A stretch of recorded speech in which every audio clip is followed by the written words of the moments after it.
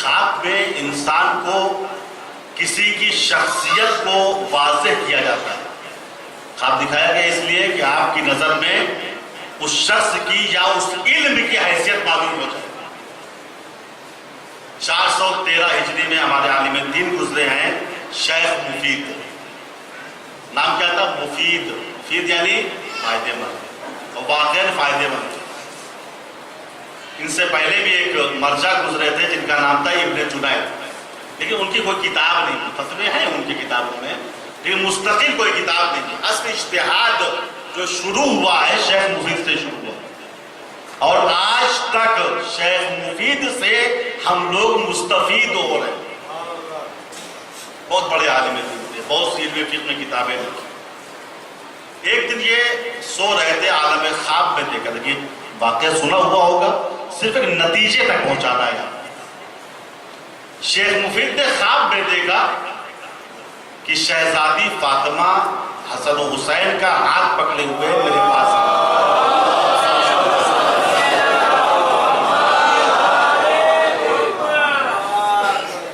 اور فرماتی ہیں شیخ تم میرے ان دونوں بچوں کو علم فقہ پڑھاؤ. جیسے یہ خواب دیکھا شیخ مفید کی آنکھ کھلی، رونا شروع کر. مجھ سے کون سی غلطی ہوئی؟ مگر میں امام حسن کو پڑھا سکتا ہوں، میں امام حسین کو پڑھا سکتا ہوں. لکھا پوری رات مستجب رہے، توبہ کرتے رہے، استغفار کرتے رہے.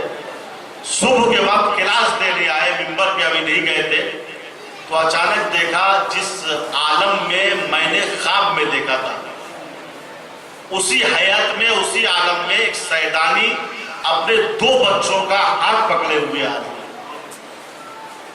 شیخ مفید کے پاس آئی، کہا شیخ یہ میرے 2 بچے ہیں، سید مرتضیٰ اور سید رضی، ان کو علم فقہ پڑھاؤ.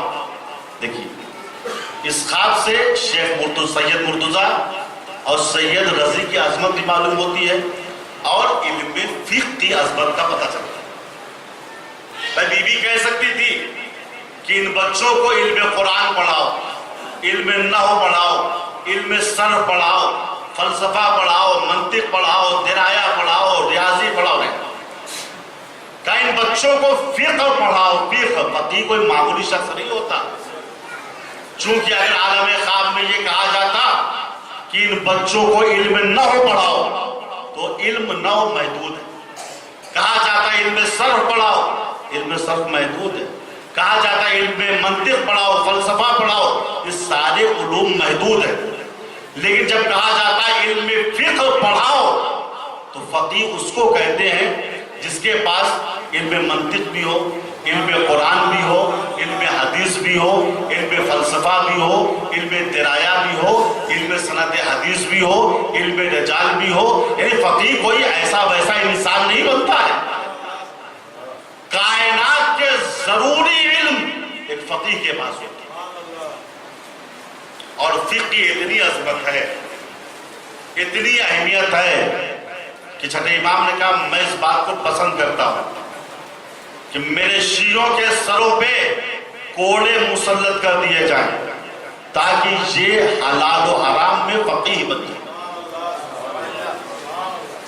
روز قیامت یہ علم ہمارے درجات میں بلندی پیدا کرے. علم فقہ علم یرفع، جو انسان کے درجات میں بلندی پیدا کرے. اسی لیے کہا گیا عالم کوئی معمولی شخصیت نہیں ہوتا.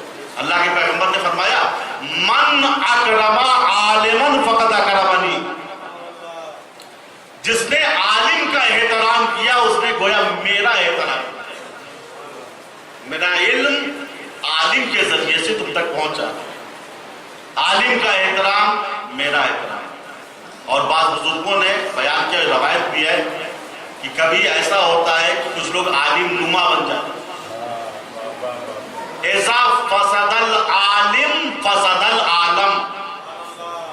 اگر عالم کسی قوم کا خراب ہو جاتا ہے تو پوری دنیا خراب ہو جاتی ہے.